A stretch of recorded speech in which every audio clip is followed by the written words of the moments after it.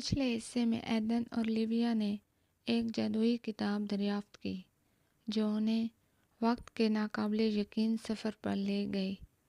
اب وہ ایسے دور میں پہنچ چکے ہیں جہاں دیو طاقتور بادشاہ زولگر کے زیر حکومت ہیں، لیکن کیا وہ اپنی پہلی آزمائش میں کامیاب ہو سکیں گے؟ جانیے اس سنسنی خیز ایڈونچر کے دوسرے حصے میں۔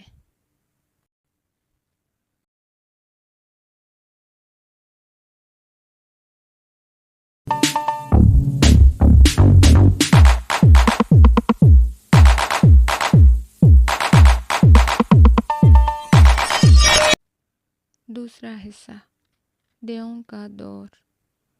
جیسے ہی ایدن اور لیویا روشنی کے دروازے میں داخل ہوتے ہیں، ان کے گرد دنیا گھومنے لگتی ہے۔ پلک جھپکتے ہی وہ خود کو ایک عظیم الجثہ پہاڑی میدان میں پاتے ہیں، جہاں ہر طرف دیو ہیکل مخلوقات گھوم رہی ہوتی ہیں۔ یہ دیووں کا دور تھا، وہ وقت جب زمین پر انسانوں سے پہلے طاقتور دیو راج کرتے تھے۔ اچانک ایک گرجدار آواز گونجتی ہے، کون ہو تم اور یہاں کیا کر رہے ہو؟ ایک دیو جس کی آنکھیں نیلے آتش فشاں کی طرح دہک رہی تھیں، ان کے سامنے آ کر کھڑا ہو جاتا ہے۔ ایدن بہادری سے آگے بڑھتا ہے اور کہتا ہے، ہم وقت کے مسافر ہیں اور ہمیں وقت کا کرسٹل تلاش کرنا ہے۔ دیو زور سے ہنستا ہے، وہ تو ہمارے بادشاہ ٹائٹان زولگر کے پاس ہے، لیکن اسے پانے کے لیے تمہیں 3 آزمائشوں سے گزرنا ہوگا۔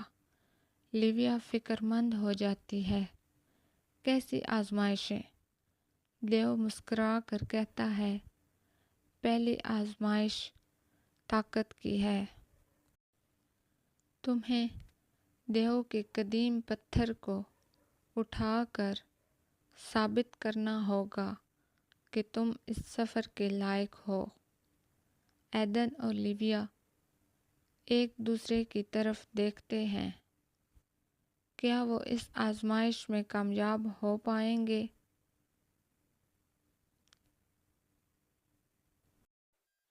اگر کہانی پسند آئی ہو تو ہمارے چینل کو سبسکرائب کریں اور اسی طرح کی مزید اخلاقی، جادوئی اور لوک کہانیاں دیکھنے اور سننے کے لیے بیل آئیکن دبائیں۔